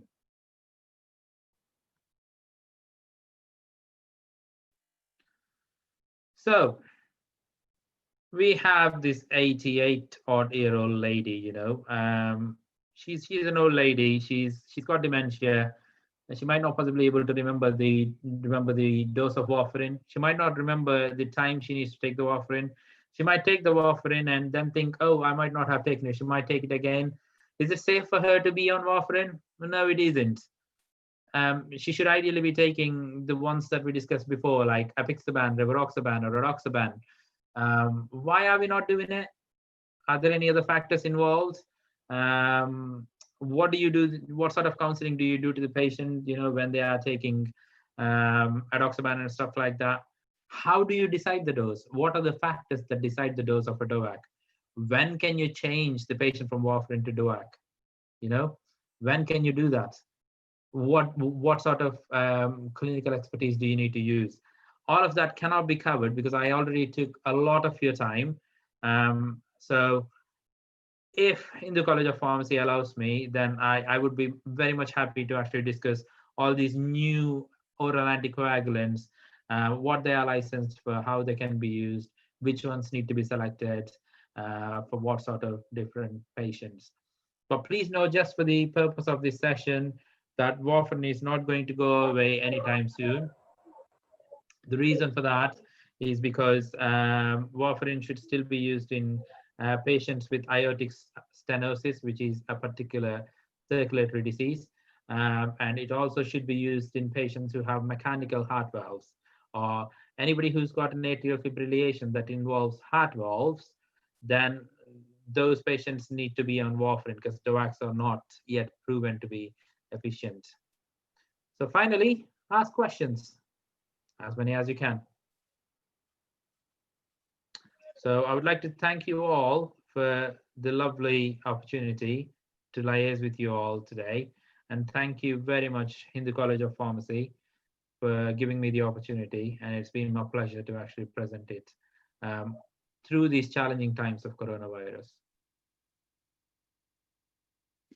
Yeah, thank you, Ravikiran. It's a wonderful presentation, excellent, and very relevant and more calculative to the pharmacy students.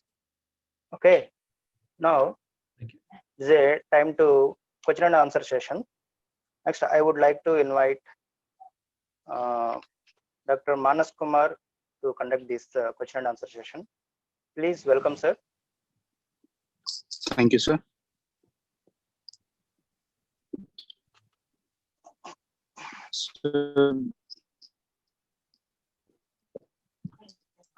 So, what should be maintained if various degrees of renal failure is there?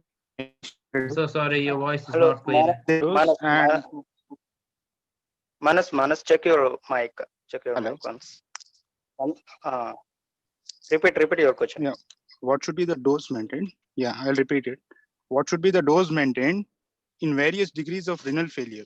Is there any standard dose? As we all know, it is used in dialysis patients. Are we Vancomycin talking is used about? in dialysis patients. Yes. Are we talking about vancomycin now? Yeah, we are talking about vancomycin. Okay. So we have been talking about chronic kidney disease and stuff like that, but that's not a problem because, like we discussed before,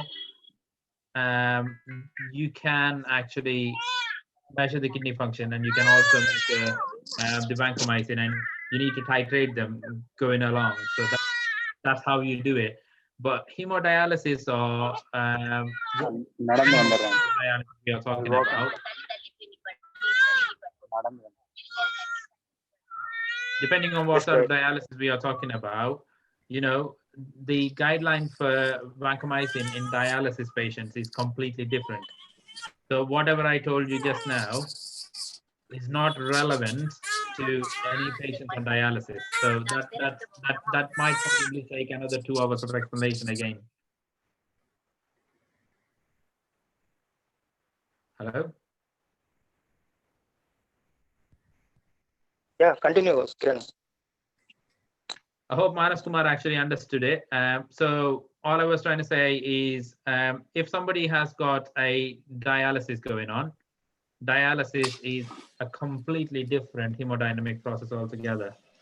So the guidelines for some patients who are on dialysis might still need vancomycin in some clinical situations, but the management of vancomycin in such patients does not actually pertain to the scope of this presentation. It is completely different and it needs to be done in a different manner. So that is not relevant. However, if you've got CKD, chronic kidney disease patients, this presentation is still valid because you are seeing the level of vancomycin in real time. To put it simply, although all these calculations and everything looks so complex, what you are trying to essentially do is keep the vancomycin at a level in a patient's blood to treat the infection. That's all you're doing. So the reason why we Okay. measure the kidney function is to measure the effect of vancomycin on the kidneys, and also to understand how quickly the vancomycin is getting cleared or not getting cleared through the kidneys. So you're seeing the kidney function in real time. You're seeing the vancomycin in real time as well. So the facts are right in front of you. So it can't get any easier than that to manage it. Okay, thank you, sir. And another question is, can vancomycin be used in patients with multiple comorbid conditions? Absolutely, absolutely. If you go on to BNF, it actually gives you a lot of different interactions, but most of the interactions are down to the kidneys or down to the ototoxicity. So the reason, so all of them are actually down to nephrotoxicity or ototoxicity. So if you are worried about the interactions from medications that the patients are using because of other comorbidities, then that's fine. At the end of the day, you need to make sure that they're not on any NSAIDs or they're not on any diuretics or stuff like that. And if they are on it, it might be worth actually asking your doctors or the microbiologist to consider using something else, because you're already giving something nephrotoxic and you don't want to give vancomycin on top of that. But in few scenarios where it is really, really required, you don't want the patient to go into sepsis either. So you would be giving vancomycin nevertheless. Going back to your question about comorbidities, we cannot deny antibiotics for someone who's got comorbidities just because the antibiotic might possibly interact with other medications. So you need to choose either vancomycin or some other antimicrobial. Thank you, sir. Yeah. And the Any more next questions, question Mara? is, yeah, just one more. Okay. The question is, what is the method to calculate the concentration of the drug into the blood, drug in the blood? What is the method you're following for that? Concentration of vancomycin in the blood. Yeah. I am not so sure, but that's not usually done by pharmacy in the UK. We send it to the blood sciences and they measure the concentration of the vancomycin. I am not aware of what it is. All we do is, because we are more clinically involved in the patient care side of the things than the blood chemistry, because we got a separate dedicated department for the blood chemistry. Okay, sir. Thank you, sir. I cannot Those answer the were the question. I'm questions. really sorry. Yeah, that's fine. That's fine, sir. Thank you very much, sir. Yeah, Kiran, I have a small question. It is not related to the topic. Can you explain what are the opportunities for the family student in UK and what is the life of family students in UK? So the practice in the UK is completely different. Although PharmD students actually have all the knowledge and everything in the UK is standardized. So if they come over here, what they might probably have to do is they need to go through a training program for 1 year. And till then, they can't actually register with the General Pharmaceutical Society, which is the governing and regulating body like our state pharmacy councils. So what the first thing they need to do is they need to go through IELTS. They need to get a 7 in reading, writing, listening, and speaking in one test. And after that, they need to go through a pre-registration program. Sorry, they need to go through a university for 1 year, where they are going to learn about the laws and legislation of UK. And then they need to do the pre-registration, and then they can actually do the exam for GPSC, and then they'll register. However, PharmD students are actually more useful, and they can actually find more opportunities in industries where there are quite a lot of clinical trials that are actually happening nowadays. But for them to practice as a hospital pharmacist, they need a registration, and for the registration, they need to go through all this hassle.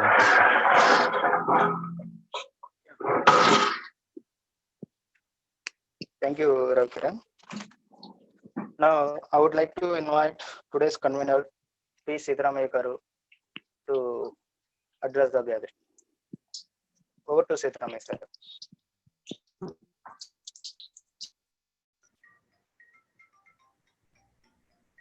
Hello. Sir, please Hello, Hello. sir. Are you able to listen, Sada? yes, sir, yes, sir. Audible, Okay. sir. Please continue. Okay. Thank you very much. Thank you, Dr. Ravi Kiran. I am Sitaramaya, Pharm.D. Director in this Hindu College of Pharmacy. I am very happy to listen to your lecture. You have presented in a best way to enable our students to understand both the topics. Well, just for the Thank you. sake of information of our students, I would like to add few informations. As far as the first topic is concerned, the vancomycin calculations of the dose. Regarding that, I would like to tell our students and other viewers that the therapeutic drug monitoring is very important uh, in case of the determination of the doses of methicillin-resistant Staph aureus cases. These patients are generally with severe infections and they are all under intensive care. So wherever the vancomycin is required, they have to know, they have to get acquainted with the calculations, and they have to follow all the uh, suggestions you have told them. And in addition to vancomycin, there are some other drugs which are also therapeutically monitored. They are aminoglycosides like gentamicin, tobramycin, amikacin, and all these drugs are also to be monitored when they have to be continued for a more time. And another important drug is lithium carbonate.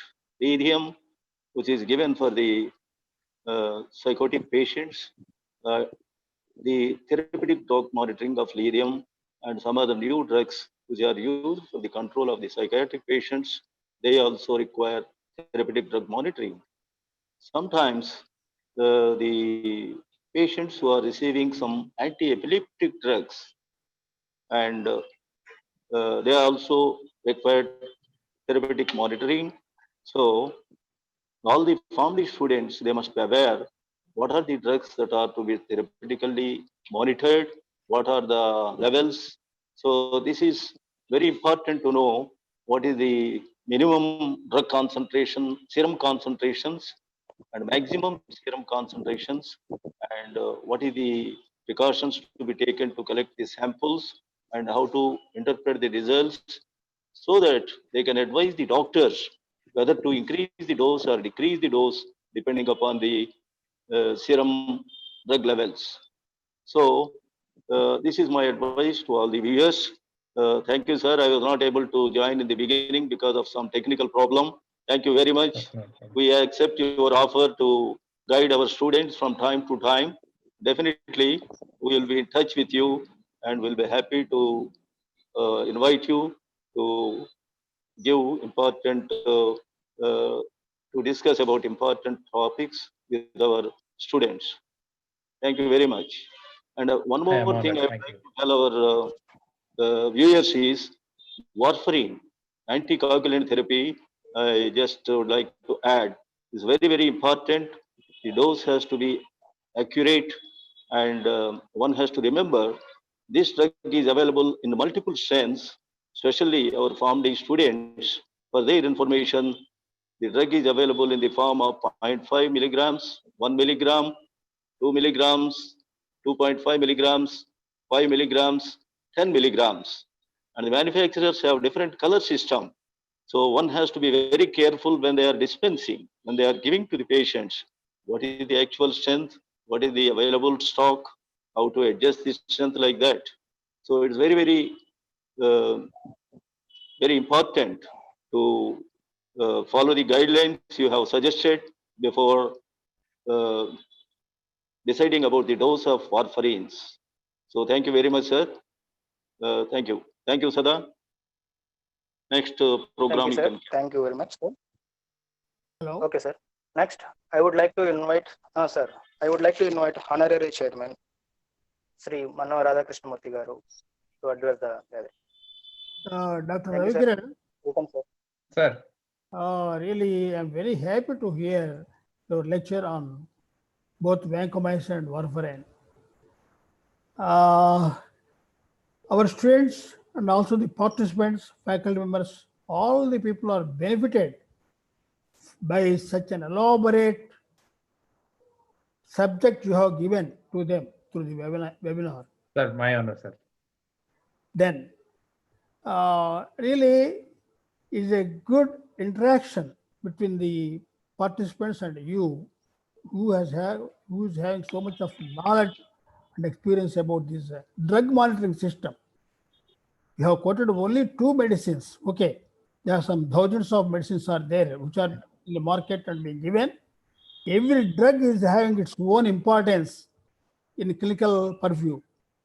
So here I want to know about one particular thing, that is, you are talking about warfarin, which is being given in the operative, pre-operative and post-operative situations. Is it compulsory to give pre-op and post-op situations in UK about the warfarin? Sir, the main reason why this particular patient that we discussed was on warfarin was because of her atrial fibrillation. And once the operation is done, she's going to get discharged and she's going to go into the community. And when she goes into the community, we need to anticoagulate her enough so that her atrial fibrillation does not result in any DVT or any thromboembolic episodes. So for that reason, we actually need to put her back on warfarin before she gets discharged. And that's the reason why we actually, this is kind of like a preparation for a discharge after the operation. That's the little bridging gap where pharmacists are actively involved to make sure that the patient restarts the warfarin appropriately. Oh, okay, Dr. Ravi. In all the situations, generally there will be pre-operative assessment by physician That's right. or anesthetist. And if there is no atrial fibrillation or no evidence of any heart problem, is it necessary to think of warfarin in this situation?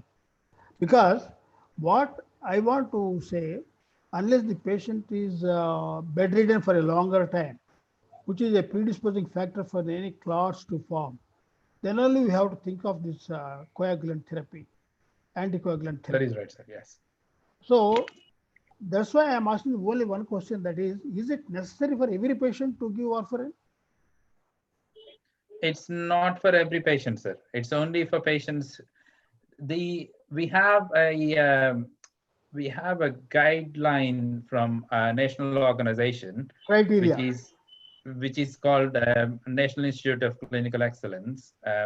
So we all follow the guidelines. So they say anybody who is diagnosed with atrial fibrillation, unless it is paroxysmal, they should ideally be put on anticoagulants.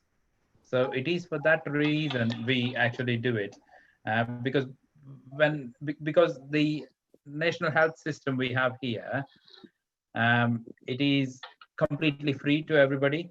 So we are all about mitigating risk as much as we possibly can. So we do not want another admission where the patient actually throws a clot because of their atrial fibrillation. So it's more of a prevention rather than a treatment, shall I say.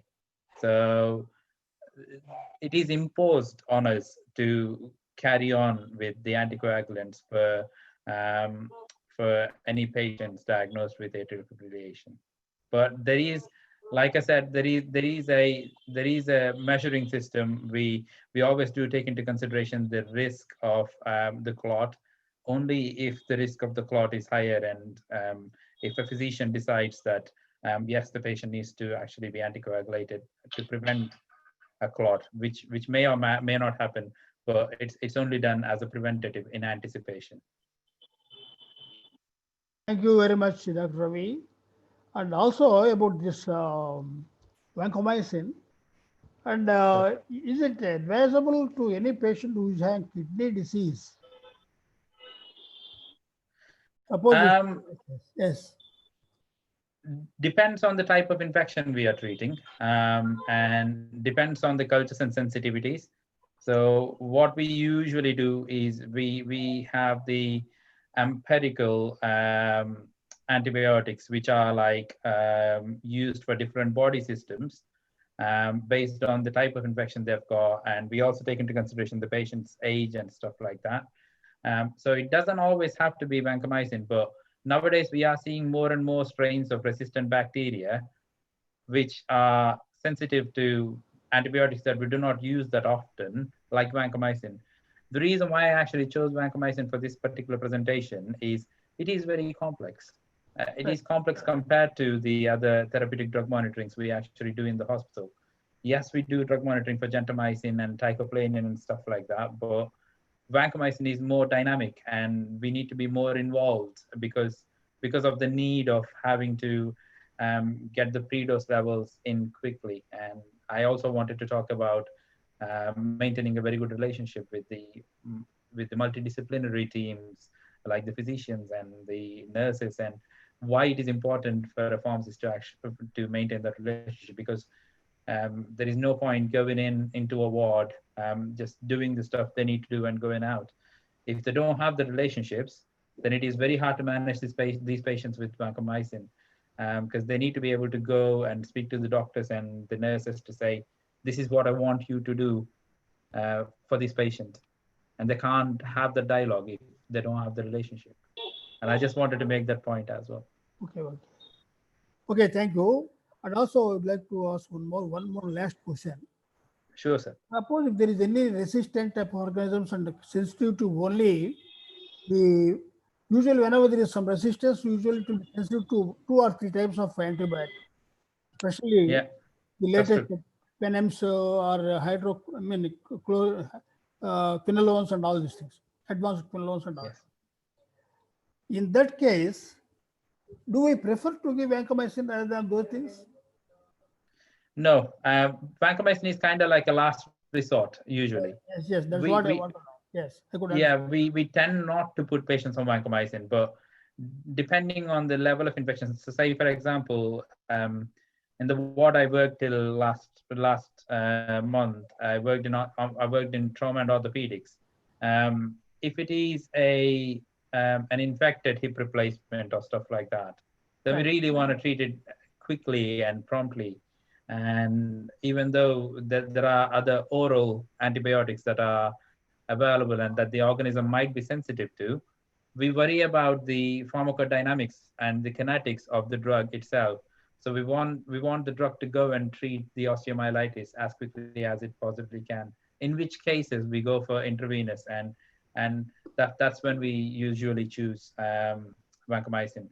But yet again, I mean, we do have a very good multidisciplinary team of microbiologists who actively get involved, and we do toss these questions to them, because it's one thing putting patients on warfarin, and it is completely difficult to actually and different to actually maintain these patients and ensure that they actually receive the antibiotic the way they should be receiving it. That actually involves a lot of effort, and usually things may go wrong, and we don't want that to turn into a patient harm. That's the reason why we do not often choose vancomycin, but it's at the end of the day the microbiologist and the physician's choice. Okay, okay. So thank you very much, Dr. Ravi Kiran. Thank you. I just wanted to say one thing, sir. You may not know me, but I've known you for years, since I was 5-year-old, shall I say. And I actually did visit you a couple of times as well. So I am a massive fan of you as well, sir. You know, and your consultations are amazing. And I still remember your consultations from when I was 11 years old when I saw you. So it is a great honor to actually see and speak to you in person, you know. So thank you, Dr. Manohar Radhakrishnan Garu, for the opportunity. Thank you. Thank you very much once more to you. Thank you, sir.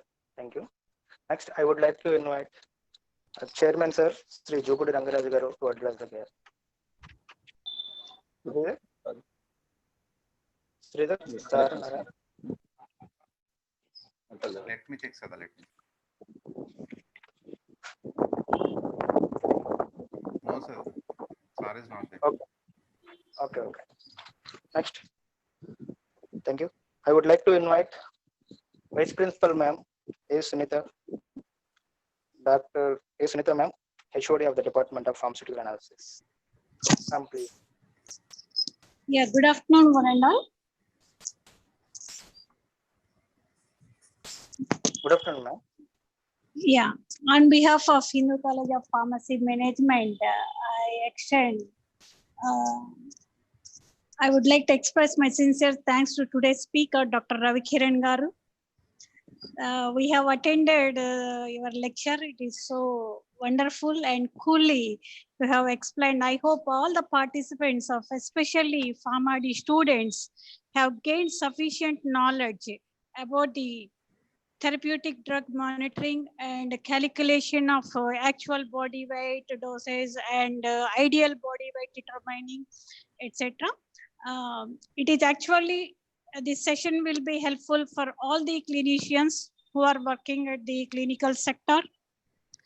And one more thing I would like to tell at this junction, by seeing our honorary chairman, Sir has attended the whole session from morning 10:30 to till now. So I request the participants, especially the youngsters, please learn and inspire. There is no question of your seniority or the junior. The speaker is having I hope compared to our honorary chairman, he is very a small person and youngster to all of us, including me. Though Sir has shown such a curiosity to learn so many things from the youngster. So that's why everyone have to develop the curiosity and learn so many things and update their knowledge. Because of that, our management came forward to conduct such a series of webinars from the various departments. Thank you, Ravi Kiran. I hope you are also youngster to me. Though we have learned so many things from the today's lecture. Thank you, one and all. I thank convener of today's program, Sita Ramaya Garu, and co-convener Dr. Mr. Sadashiro, and all other team members of pharmacy practice for making this program in a effective manner. Thank you, one and all. Thank you, madam. ma'am. Thank you very much. You. Next, I would like to invite R. Govindarajan sir, Principal of Hindu College of Pharmacy, to address the meeting.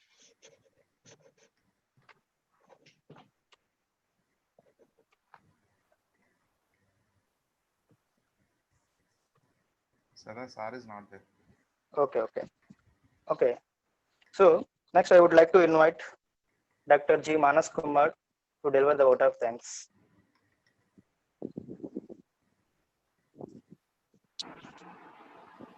Good afternoon to one and all. I deem it a great honor and privilege to propose the vote of thanks on this memorable occasion. Let me first of all start by giving glory to Almighty for making today's occasion a resounding success.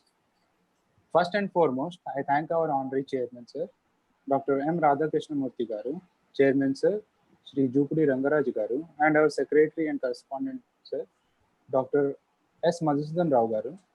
Thank you very much, sir, for giving us the opportunity to organize and help us to accomplish it.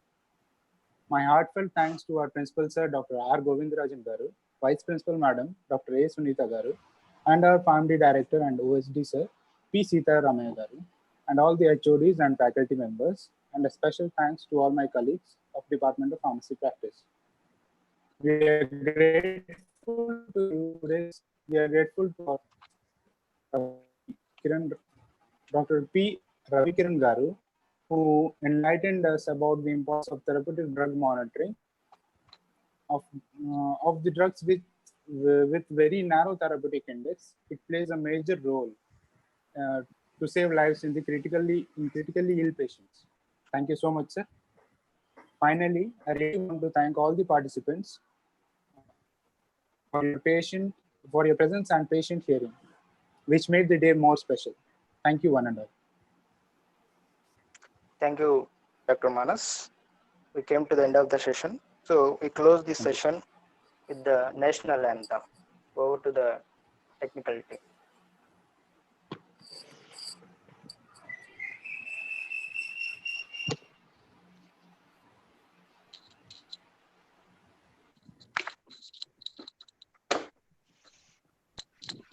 गण मन अधिनायक जय हे भारत भाग्य विधाता। पंजाब सिंध गुजरात मराठा द्राविड उत्कल बंगा विंध्य हिमाचल यमुना गंगा उच्चल जलधि तरंगा। तव शुभ नामे जागे तव शुभ आशीष मांगे गाहे तव जय गाथा। जन गण मंगलदायक जय हे भारत